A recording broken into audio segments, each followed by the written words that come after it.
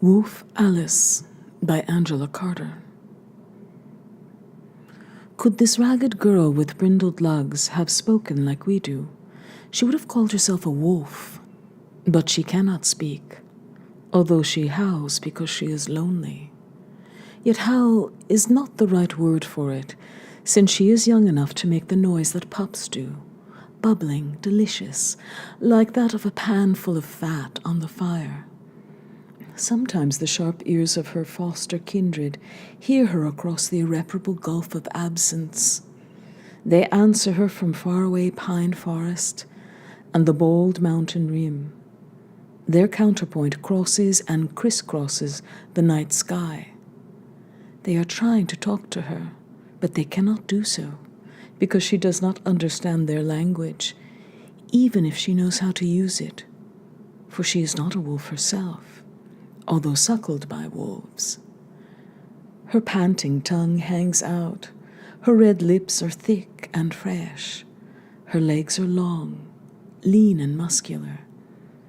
Her elbows, hands, and knees are thickly calloused because she always runs on all fours. She never walks. She trots or gallops. Her pace is not our pace. Two-leg looks, four-leg sniffs. Her too long nose is always a quiver, sifting every scent it meets. With this useful tool, she lengthily investigates everything she glimpses. She can net so much more of the world than we can through the fine, hairy, sensitive filters of her nostrils, that her poor eyesight does not trouble her. Her nose is sharper by night than our eyes are by day.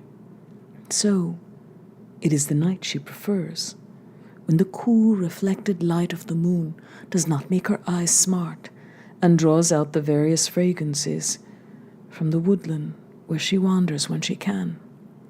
But the wolves keep well away from the peasant shotguns now, and she will no longer find them there. Wide shoulders, long arms, and she sleeps succinctly curled into a ball, as if she were cradling her spine in her tail. Nothing about her is human, except that she is not a wolf. It is as if the fur she thought she wore had melted into her skin and become part of it, although it does not exist. Like the wild beasts, she lives without a future. She inhabits only the present tense, a fugue of the continuous, a world of sensual immediacy, as without hope as it is without despair. When they found her in the wolf's den, beside the bullet-riddled corpse of her foster mother, she was no more than a little brown scrap, so snarled in her own brown hair they did not at first think she was a child, but a cub. She snapped at her would-be saviors with her spiky canines until they tied her up by force. She spent her first days amongst us, crouched, stock still, staring at the whitewashed wall of her cell in the convent to which they took her. The nuns poured water over her, poked her with sticks to rouse her. Then she might snatch bread from their hands, race with it into a corner to mumble it with her back towards them. It was a great day among the novices when she learned to sit up on her hind legs and beg for a crust. They found that if she were treated with a little kindness, she was not intractable. She learned to recognize her own dish, then to drink from a cup.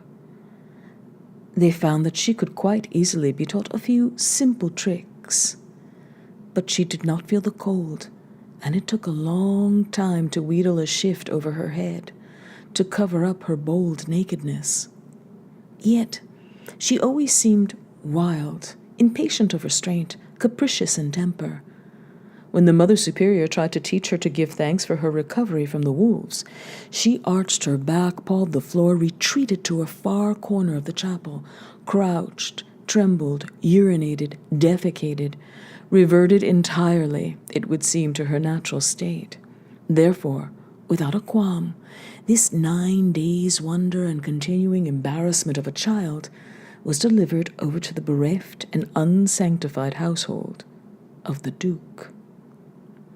Deposited at the castle, she huffed and snuffed and smelled only a reek of meat, not the least whiff of sulphur, nor familiarity. She settled down on her hunkers with that dog sigh that is only the expulsion of breath, and does not mean either relief or resignation.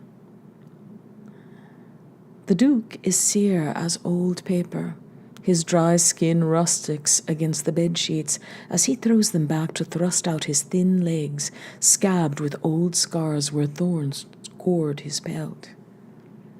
He lives in a gloomy mansion, all alone but for this child, who has as little in common with the rest of us as he does. His bedroom is painted terracotta, rusted with a wash of pain, like the interior of an Iberian butcher's shop.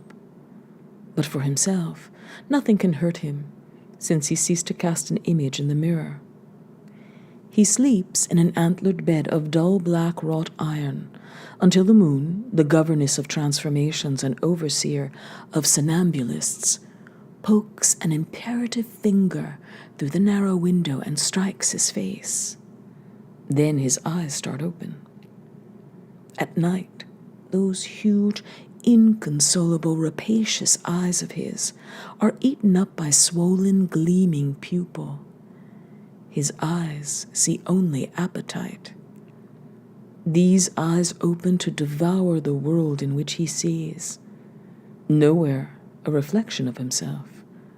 He passed through the mirror, and now, henceforward, lives as if upon the other side of things.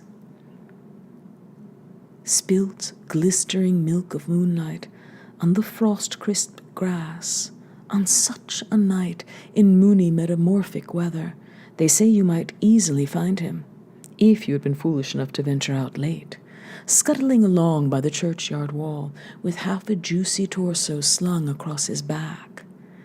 The white light scours the fields and scours them again until everything gleams, and he will leave paw prints in the hoarfrost when he runs howling round the graves at night in his lupine fiestas.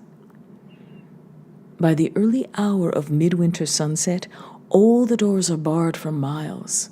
The cows low fretfully in the byre when he goes by. The whimpering dogs sink their noses into their paws.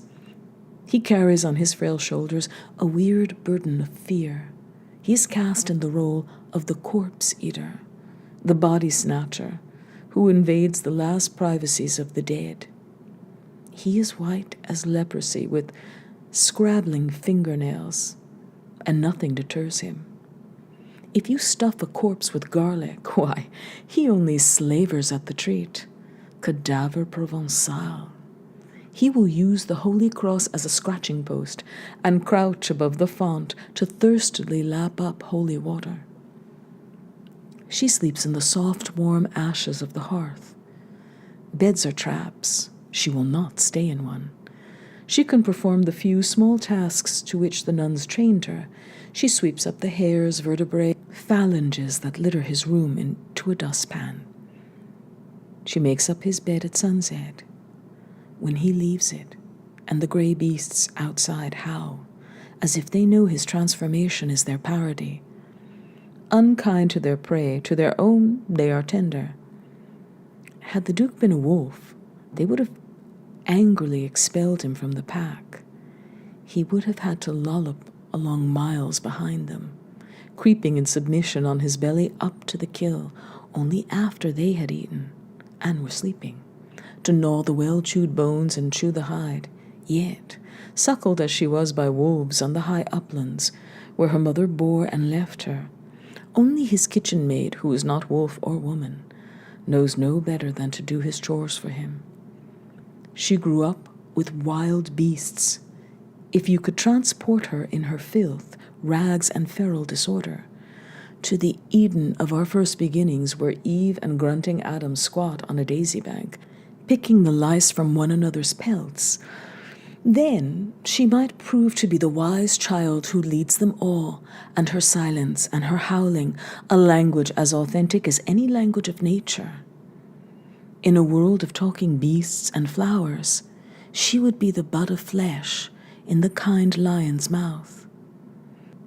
But how can the bitten apple flesh out its scar again? Mutilation is her lot, though now and then she will emit an involuntary rustle of sound, as if the unused chords in her throat were a wind harp that moved with the random impulses of the air, her whisper more obscure than the voices of the dumb. Familiar desecrations in the village graveyard. The coffin had been ripped open with the abandon with which a child unwraps a gift on Christmas morning, and of its contents not a trace could be found but for a rag of the bridal veil in which the corpse had been wrapped that was caught fluttering in the brambles at the churchyard gate, so they knew which way he had taken it, towards his gloomy castle. In the lapse of time, the trance of being that exiled place, this girl grew amongst things she could neither name nor perceive. How did she think? How did she feel? This perennial stranger with her furred thoughts and her primal sentience that existed in a flux of shifting impressions. There are no words to describe the way she negotiated the abyss between her dreams, those wakings strange as her sleepings. The wolves had tended her because they knew she was an imperfect wolf. We secluded her in animal privacy out of fear of her imperfection, because it showed us what we might have been. And so, time passed, although she scarcely knew it. Then she began to bleed. Her first blood bewildered her. She did not know what it meant, and the first stirrings of surmise that ever she felt were directed toward its possible cause. The moon had been shining into the kitchen when she woke to feel the trickle between her thighs, and it seemed to her that a wolf, who perhaps was fond of her, as wolves were, and who lived perhaps in the moon, must have nibbled her cunt while she was sleeping, had subjected her to a series of affectionate nips too gentle to wake her, yet sharp enough to break the skin. The shape of this theory was blurred, yet out of it there took root a kind of wild reasoning, as it might have from a seed dropped in her brain off the foot of a flying bird. The flow continued for a few days, which seemed to her an endless time.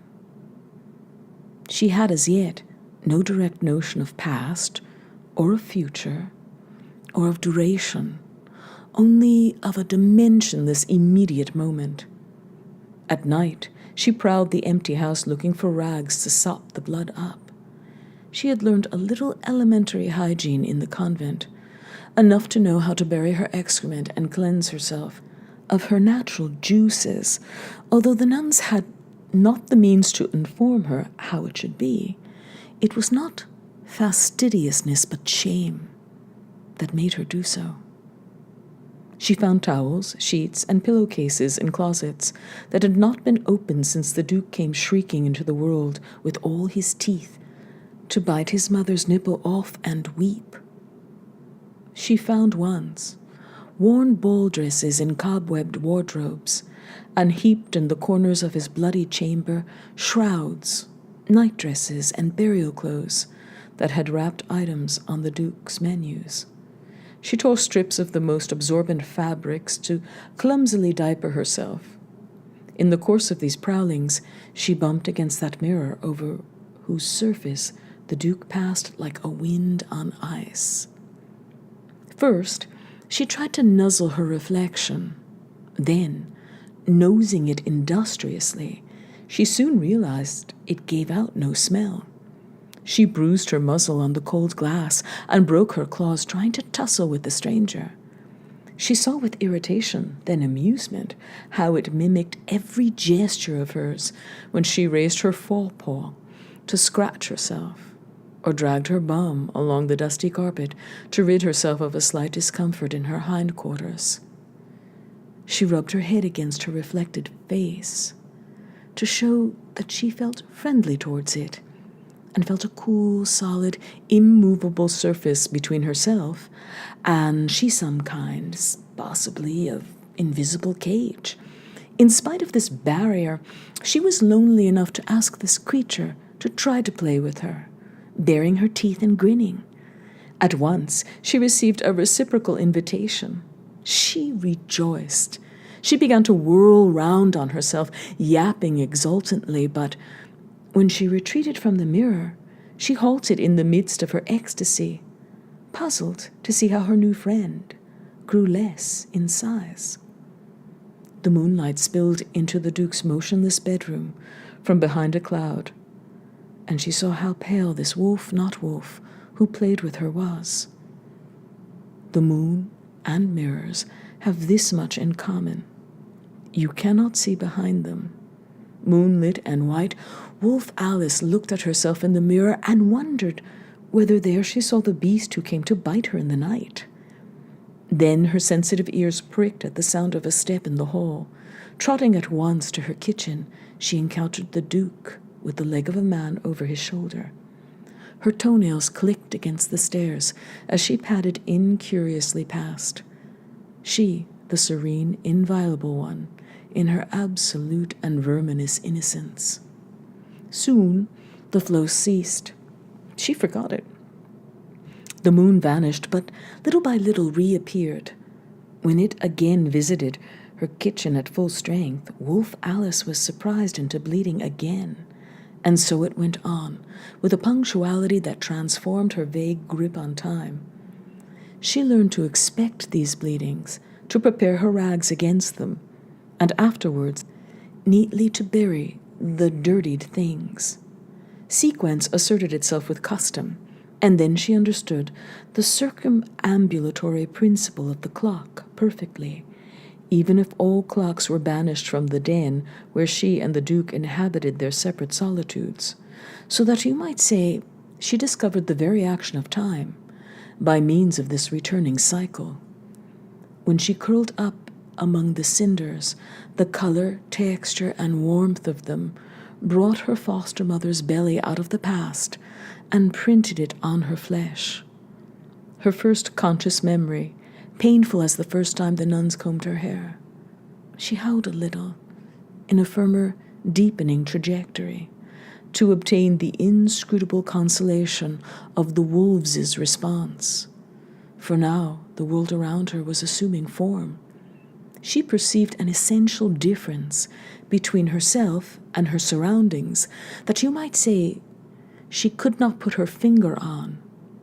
Only the trees and grass of the meadows outside no longer seemed the emanation of her questing nose and erect ears, and yet sufficient to itself, but a kind of backdrop for her that waited for her arrivals to give it meaning. She saw herself upon it, and her eyes with somber clarity took on a veiled, introspective look. She would spend hours examining the new skin that had been born, it seemed to her, of her bleeding.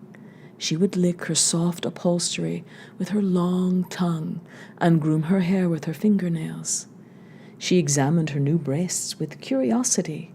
The white growths reminded her of nothing so much as the night-sprung puffballs she had found sometimes on evening rambles in the woods, a natural if disconcerting apparition. But then, to her astonishment, she found a little diadem of fresh hairs tufting between her thighs. She showed it to her mirror littermate, who reassured her by showing her she shared it.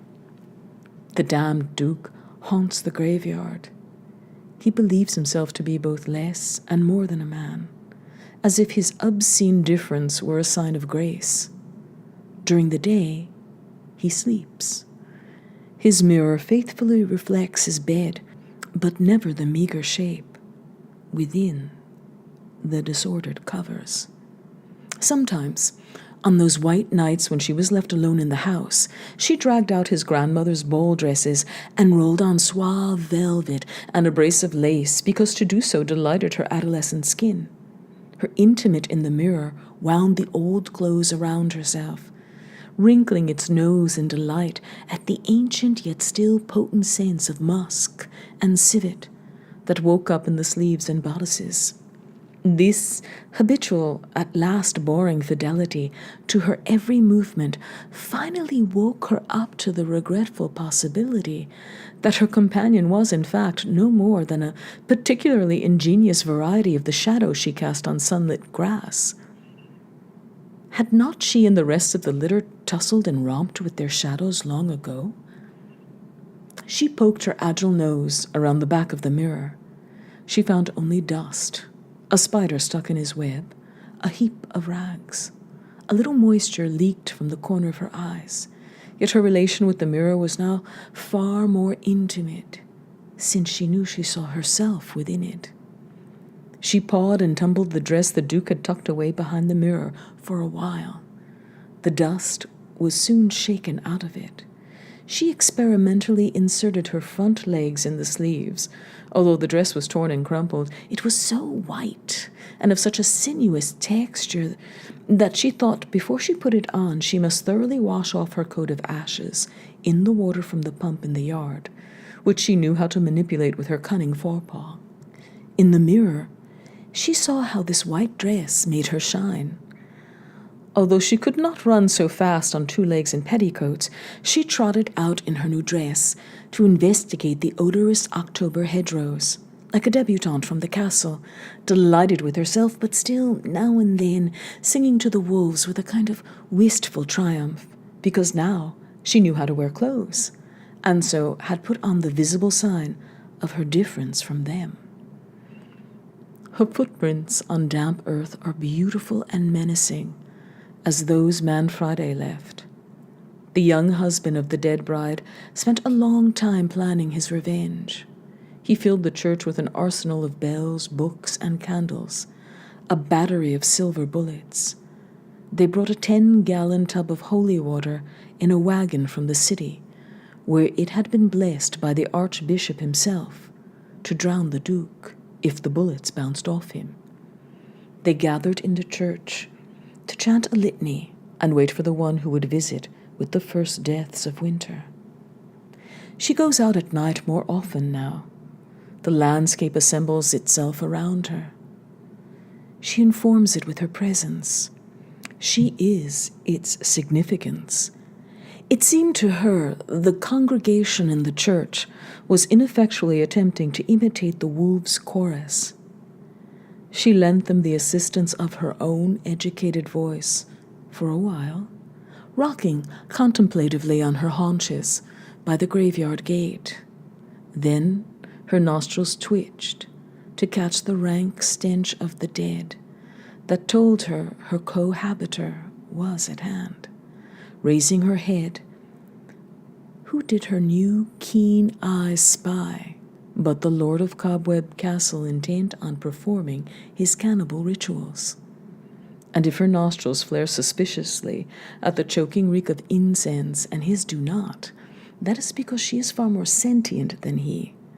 She will therefore run when she hears the crack of bullets, because they killed her foster mother. So, with the self-same lilting lope, drenched with holy water, will he run too, until the young widower fires the silver bullet that bites his shoulder and drags off half his fictive pelt, so that he must rise up like any common forked biped and limp distressfully on as best he may. When they saw the white bride leap out of the tombstones and scamper off towards the castle, with the werewolf stumbling after, the peasants thought the Duke's dearest victim had come back to take matters into her own hands. They ran screaming from the presence of a ghostly vengeance on him. Poor wounded thing, locked half and half between such strange states, an aborted transformation, an incomplete mystery. Now he lies writhing on his black bed in the room, like a Mycenaean tomb, howls like a wolf with his foot in a trap, or a woman in labor, and bleeds. First, she was fearful when she heard the sound of pain, in case it hurt her as it had done before. She prowled around the bed, growling, snuffing at his wound that does not smell like her wound. Then, She was as pitiful as her gaunt grey mother.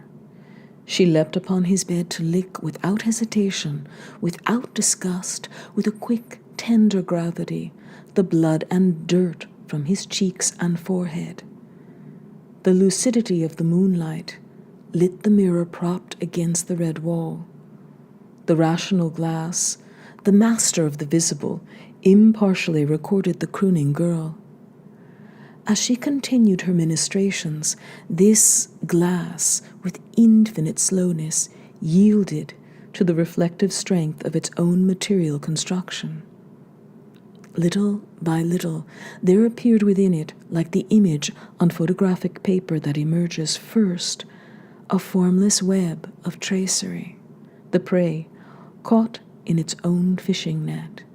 Then, in firmer yet shadowed outline, until at last, as vivid as real life itself, as it brought into being by her soft, moist, gentle tongue, finally, the face of the Duke.